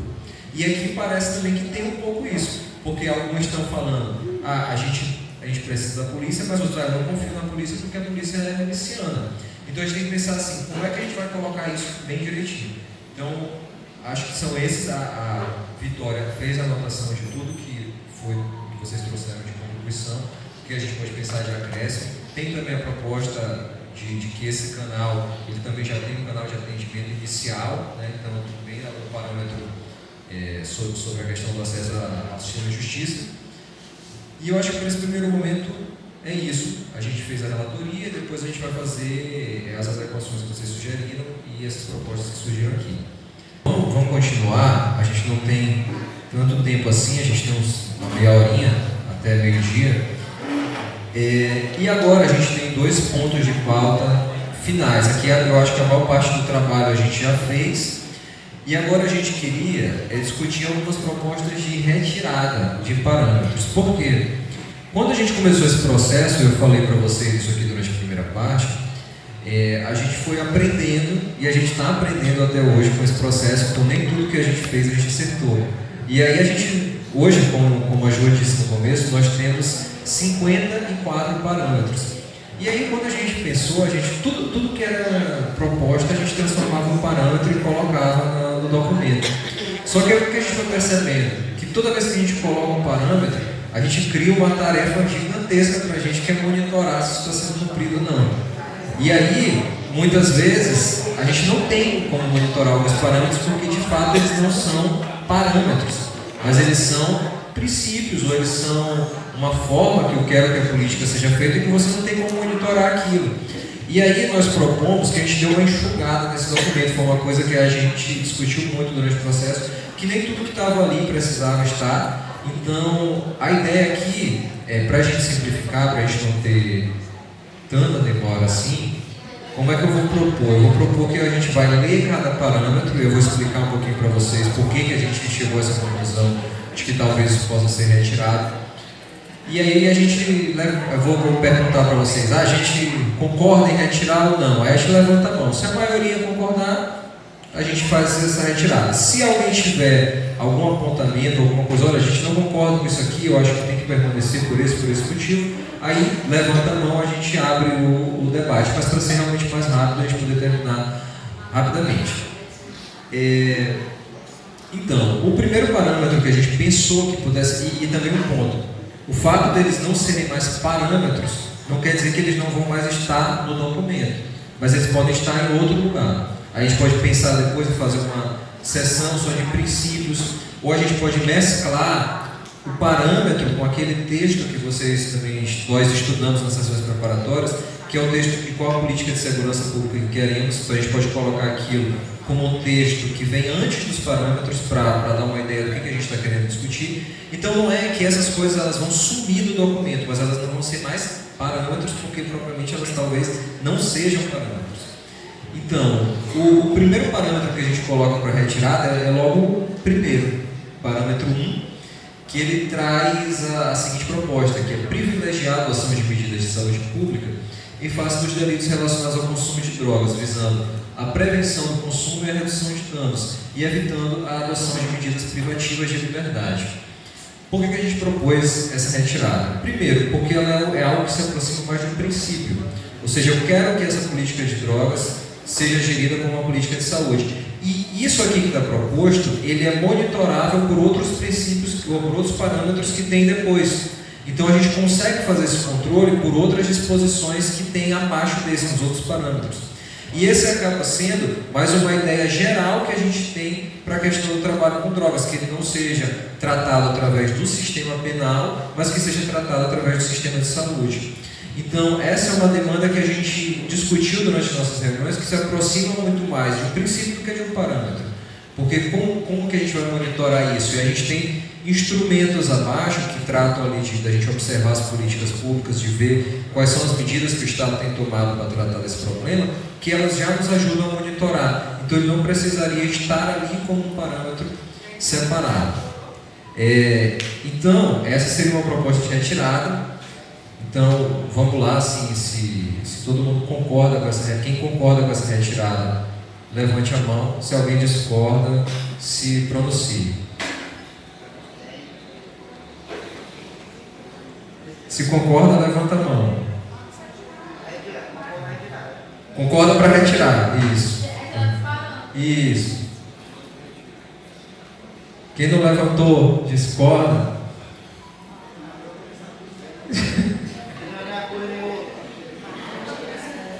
Estamos divididos. Tem metade do povo com a mão levantada e metade com a mão baixada. Então, levanta a mão quem acha que tem que ser retirado, que não precisa estar.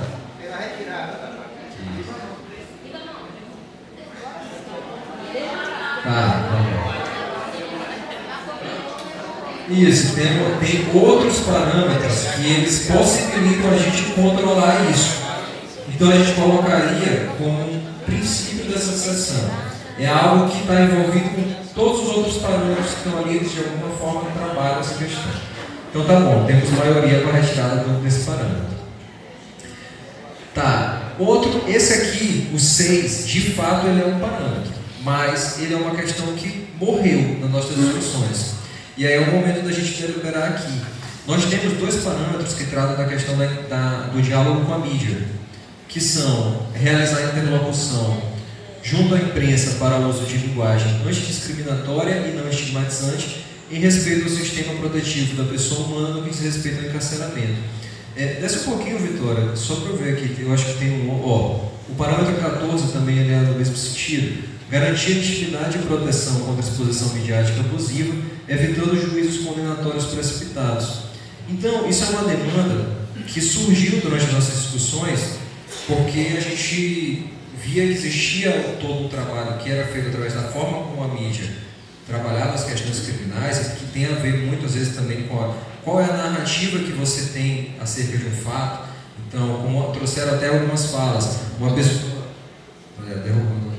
a pessoa chega, por exemplo, e é assassinada pela polícia, aí você vai ver na reportagem jornalística assim, em confronto com a polícia, a pessoa morreu. E aí nisso você já cria uma narrativa de que aquela pessoa, por algum motivo, merecia, entre muitas aspas, ser violentada. E aí você deturpa toda a história que aconteceu através da mídia. Então isso foi uma discussão que surgiu muito no começo. E aí gerou esses parâmetros que tratavam de você ter um diálogo com a mídia para um outro tipo de cobertura sobre eventos de violência e questões de encarceramento.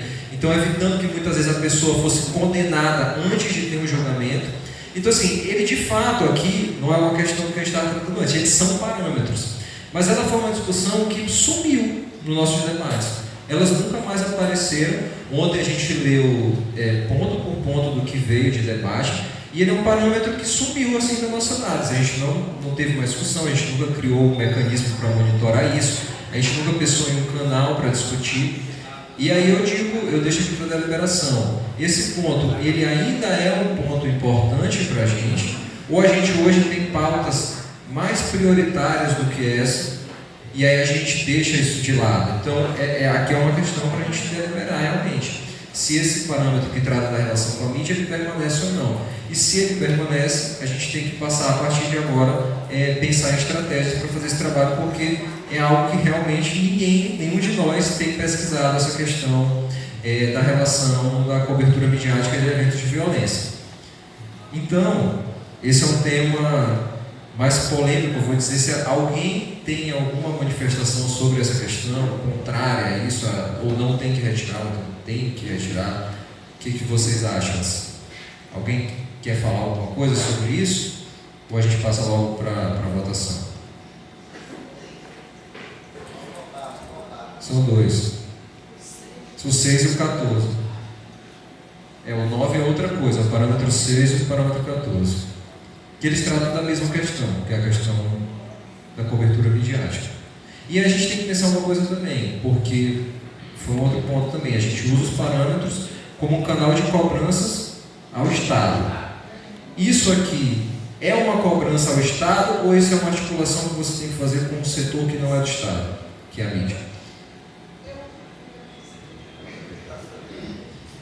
Eu penso que porque a forma como está construído ali, às vezes acaba criando uma dificuldade para a gente, porque a gente não vai ter a condição de fazer o monitoramento. Como é que eu vou monitorar, garantir a intimidade e proteção contra a exposição midiática.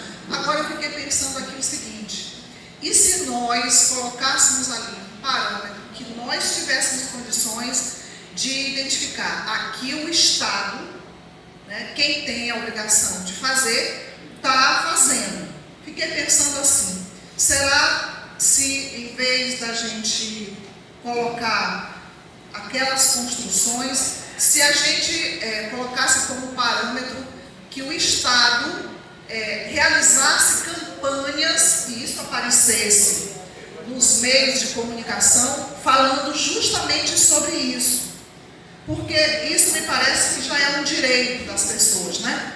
E aí o Estado ele teria a obrigação de fiscalizar se esses meios estão fazendo, etc, etc. Mas eu acho que uma ação concreta assim, que a gente poderia talvez pensar é que o Estado promovesse campanhas e aí a construção que garantisse isso aqui, sabe? Alguma coisa que a gente diga, não, fez ou não fez, né? Claro que a gente sabe o efeito disso, mas colocar alguma coisa que nós tenhamos a condição de monitorar na ação do Estado, não nós, né? Fazendo interlocução, não, é o Estado fazendo, né?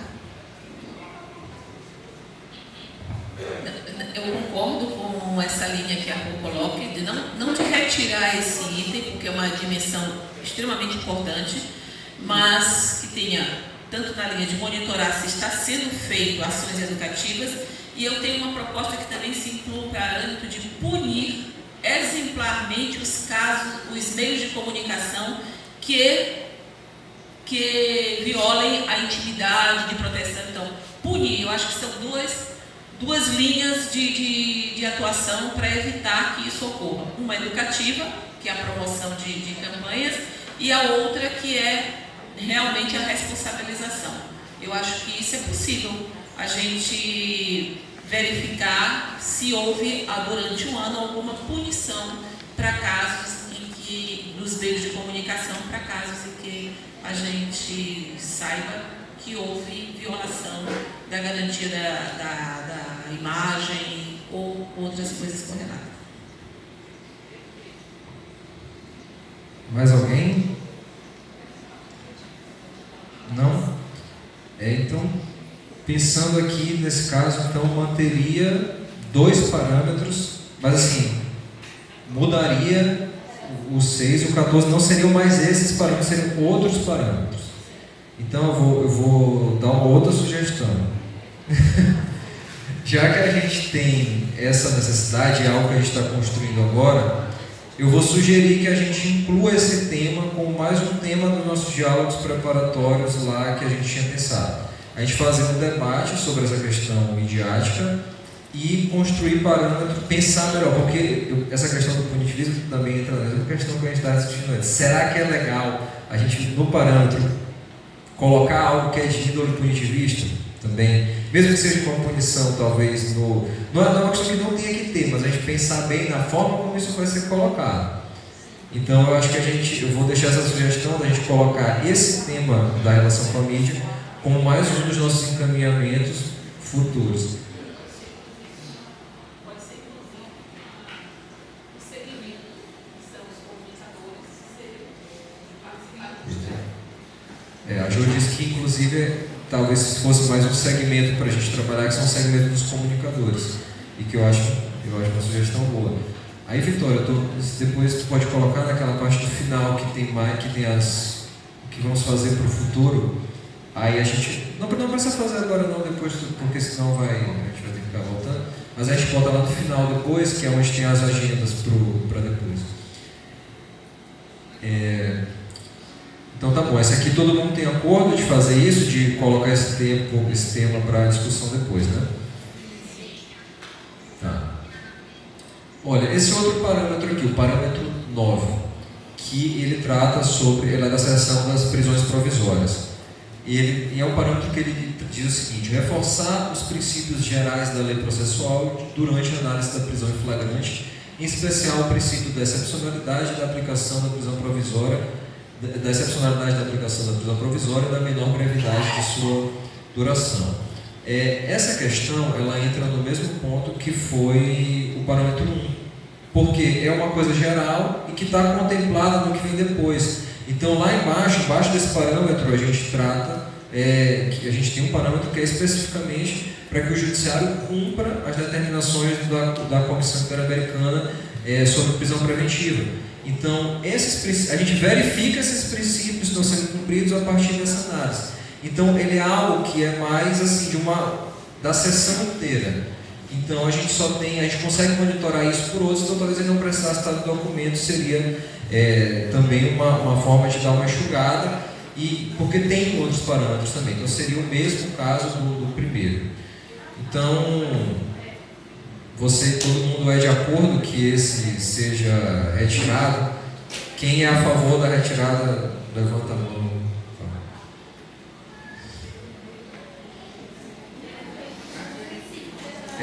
Para tirar do documento. Ninguém mais levanta a mão. Gente, quem é a favor da retirada do parâmetro do documento, levante a mão. Se alguém for contra, tem algum motivo para não ser feito, se pronuncie.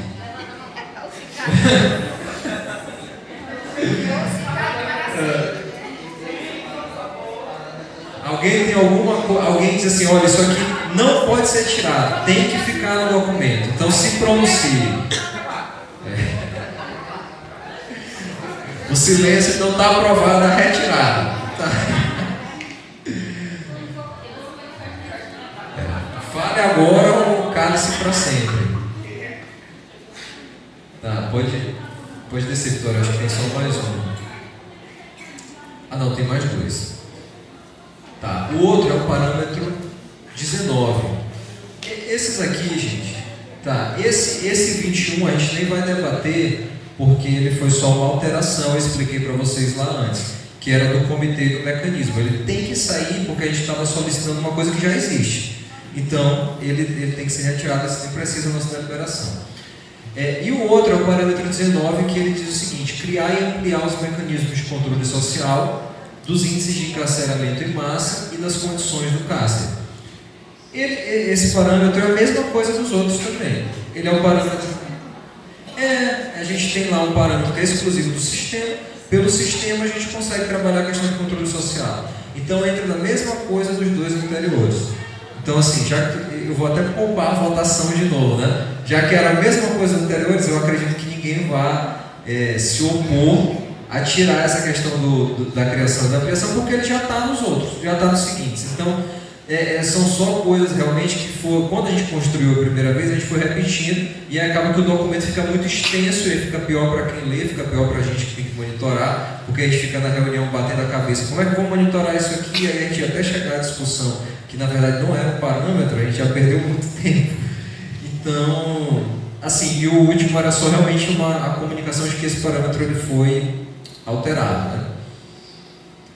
Tá. Então, o que a gente tinha de deliberação para esse momento aqui era isso. Aí o que aconteceu? Como eu disse para vocês, durante as discussões que a gente foi fazendo, tanto nas reuniões preparatórias, como ontem aqui também, alguns temas, eles foram surgindo, e aí a gente pensou, olha, a gente precisa ter um parâmetro para isso aqui, a gente precisa construir alguma coisa. Só que aí a gente começou a debater e aí a gente chegou à conclusão de que a gente não tinha acúmulo, a gente não tinha discussão suficiente sobre esse tema para naquele momento construir um parâmetro, que nem a questão da mídia, que a gente acabou de passar por aqui. Tá, a gente tem que fazer alguma coisa, mas como é que a gente pode fazer isso da melhor forma, de uma forma que, primeiro, a gente consiga entender onde está o ponto central dessa discussão e a gente fazer um parâmetro de acordo com isso e ao mesmo tempo não fazer um parâmetro que depois vai ser usado contra a gente. Então a gente pensou o seguinte: a gente tem que sair daqui com uma agenda de discussões para o futuro. E aí eu estou dizendo aqui, a gente está, a lista de presença está rodando para todo mundo colocar seu contato, que depois nós vamos convidar vocês para participar dessas discussões sobre esses temas. Inclusive esse que nós discutimos aqui, que afeta vocês diretamente, que é a questão, por exemplo, da falta de delegacias, da falta de polícia, da falta de estrutura nos municípios. Você sofre um caso de violência, mas você não tem proteção. Então a gente vai ter momentos para discutir só isso. A gente quer ouvir as demandas de vocês, para a gente pensar como é que a gente pode construir isso da melhor forma para a gente para dar esse documento e que para depois a gente leve isso para as autoridades. Então, a gente pensou em, inicialmente, 3 temas de discussão, que agora, não, na verdade, são 4 temas de discussão, que agora viraram 5, porque entra a questão da mídia. A primeira questão, gente, que surgiu e que deu uma certa polêmica no nosso grupo, foi a questão da assistência religiosa nos presídios. É um ponto que não está nos parâmetros, que a gente não contemplou, e que a gente tem um problema sério hoje. A Escola Pastoral Carcerária está presente, outras pessoas trouxeram essa demanda também, que hoje a gente tem uma religião praticamente dominando os presídios, né? Então hoje só quem tem realmente o acesso mais facilitado às prisões são as religiões evangélicas. Então até mesmo a Pastoral Carcerária, que é católica, historicamente tem esse trabalho nas prisões, tem tido mais dificuldade de acessar os espaços. Imagine então outras religiões de matriz africana. Então foi uma questão que surgiu durante os diálogos. Algumas pessoas trouxeram essa fala, então, de criar algum tipo de mecanismo onde o preso ele pudesse solicitar assistência religiosa de acordo com a sua crença. E aí a gente quebrou a nossa cabeça ali, porque muitas vezes o preso ele tem uma inclinação, mas ele não manifesta porque ele sofre represália dos outros presos. Então há um preconceito, uma estigmatização muito grande, a pessoa não solicita o acesso ao culto dela por conta disso. E a gente teve no grupo alguns embates, algumas visões que tinham um olhar, outras pessoas que tinham outro, e aí chegou, tá, a gente ainda não tem uma discussão consensual o suficiente, nem sobre como isso deve ser feito, qual é o melhor caminho. E aí eu coloquei ali, surgiram até algumas ideias, como por exemplo, que quando a pessoa fosse presa, entrasse no sistema, você tivesse um campo de registro onde a pessoa dissesse qual é a religião que ela gostaria de receber assistência. Tivemos outras sugestões que tinham a ver com você ter espaços específicos dentro do presídio para cada culto, mas também muitas vezes isso foi pontuado por outras questões que podiam ser problemáticas. Então o que a gente chegou à conclusão? Não temos uma solução ainda. Então a gente tem que marcar um encontro. A gente também tem hoje uma aproximação dos povos terreiros dessa discussão, participaram de alguns encontros, embora acho que não estejam aqui hoje, mas participaram de alguns desses encontros preparatórios. Então a gente decidiu que essa questão da assistência religiosa nos presídios é uma pauta que a gente precisa debater melhor para que a gente transforme depois em parâmetros. Então a gente já tem um indicativo que isso vai estar de alguma forma nos parâmetros. A gente só vai discutir a melhor forma da gente fazer essa colocação. Um outro tema também que a gente discutiu é a questão dos procedimentos disciplinares internos, né, os PDIs. Então, esse é um tema muito delicado para quem está no sistema carcerário. Para quem não sabe, os PDIs eles são processos que são instaurados para quem já está preso, quando ele descumpre algum tipo de regra da prisão. Então, esse processo no Brasil ele é repleto de ilegalidades, você tem muitas ilegalidades. Então, a gente tem casos assim absurdos de pessoas que são punidas porque, por exemplo, o médico ele passa uma cartela de medicamento para você tomar em uma semana. Se você tomar em menos dias, você vai para solitária. A gente tem casos de presos, a gente enumerou vários casos absurdos, presos que foram punidos por soltar um pum na penitenciária. Então, casos assim realmente que entram numa coisa, você tem lá, você olha a normativa e assim, desrespeitar um servidor. Tá, mas o que é desrespeitar um servidor? É uma coisa totalmente arbitrária, que pode cair em qualquer coisa e acaba dificultando a vida das pessoas, porque às vezes a pessoa está para sair da prisão, para progredir de regime, e aí um processo te faz voltar tudo, você vai para o regime fechado. Então ele acaba sendo uma forma de tornar a vida da pessoa mais difícil e muitas vezes até mesmo a pessoa pode morrer em decorrência disso, você ser posto numa solitária, ou então você sofrer violência por causa disso. E é um processo que é repleto de muitas irregularidades, tanto que a gente chega a ter uma situação absurda, onde a própria administração penitenciária, ela te processa, ela te julga e ela te defende no mesmo processo. Então você acusado pela administração, pelo agente prisional, você é defendido pela Secretaria de Administração Penitenciária e você é julgado pela Secretaria de Administração Penitenciária. Então, é um processo que assim, é repleto de ilegalidades. A gente chegou à discussão que a gente precisa debater essa questão a fundo e provavelmente construir uma sessão específica sobre esse tema. Mas é um tema que também a gente ainda não tinha tanto aprofundamento e a gente precisava investigar mais para saber exatamente onde é que estão os pontos ali que a gente tem que tocar com os pontos principais dos parâmetros. Então, esse é um outro estudo que a gente vai fazer sobre os PDIs, né, sobre procedimentos disciplinares internos.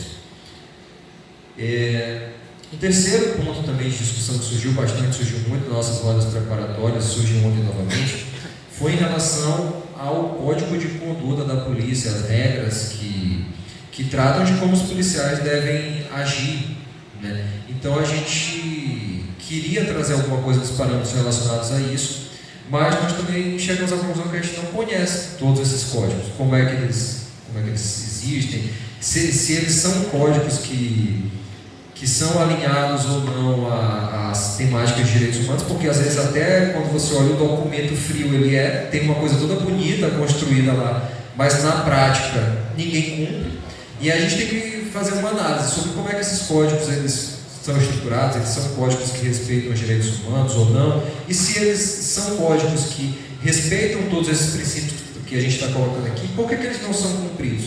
Porque a gente tem tanta situação de violência como vocês mesmos relataram.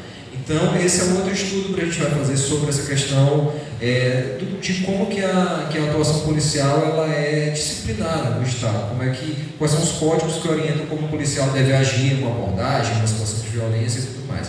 Então, é uma outra sessão de diálogos que a gente vai realizar. E por último, aí essa discussão eu já adiantei, porque foi a pauta aqui do nosso debate da vez passada, no momento anterior, que foi a questão justamente que a colega trouxe, quando ela falou bem aqui do nosso debate, que essas discussões que vocês trouxeram sobre a falta das delegacias, a falta de pessoal, a dificuldade de ser atendido, de você às vezes precisar de uma vigilância da polícia e a polícia não passar na sua comunidade, então a polícia não ter viatura, ou você não tem infraestrutura. Isso surgiu nas nossas discussões, só que a gente ficou preocupado justamente com o que a gente trouxe antes, que foi o seguinte: como é que a gente vai colocar isso aqui e não passar uma ideia de que eu quero mais polícia, mais arma, mais prisão, e aí depois desembocar em todas essas outras violências, porque é aquilo que tudo que a gente coloca pode ser depois usado contra a gente, né? Então, a gente pensou assim, olha, isso tem que ter um lugar, porque é algo que afeta a vida das pessoas. Você sofre uma violência e você não pode registrar o BO do que você sofreu, você não pode procurar uma autoridade, mas ao mesmo tempo a gente tem que construir isso de uma forma que dialogue com o restante do documento, que a gente não corra o risco de ser punitivista quando me convém, né? Então a gente tem que pensar bem na forma como isso vai ser amarrado. Então essas discussões aqui elas merecem assim, algo mais aprofundado para a gente. Então a gente pegar um dia para que esses relatos que vocês trouxeram hoje das violências que vocês sofrem, a gente sente, discuta isso de uma forma com mais tempo, com mais aprofundamento, e a gente transforma isso em propostas que a gente possa cobrar para melhorar a vida de todo mundo e para melhorar essa relação que existe principalmente com a polícia, né? Seja ela a polícia militar ou a polícia civil. Então, é a outra roda de diálogos, e a última agora, a que nós deliberamos, né? Que é sobre a questão da mídia. Então, nós temos uma previsão de quando é a próxima Assembleia? Não? Tá. Então, assim, a Jo disse aqui que tem uma proposta de que a próxima Assembleia seja em abril. Então, a ideia é que para agora, nesses primeiros meses do ano, a gente faça essas rodas de diálogos e na nossa Assembleia de abril, a gente já tem essas propostas para a gente fazer isso que a gente fez hoje, deliberar sobre tudo isso que a gente construiu coletivamente durante esse tempo. Então, assim, esse momento que a gente está tendo hoje, provavelmente nós vamos ter em abril de novo, talvez até com mais propostas do que essas aqui que a gente deliberou agora. Então, assim, acho que a gente cumpriu nossa missão cumprido o tempo, 5 minutos ainda. Mas era isso, gente. Obrigado. Assim, a gente passou por tudo. E agora, quem que vai dar continuidade? Nada?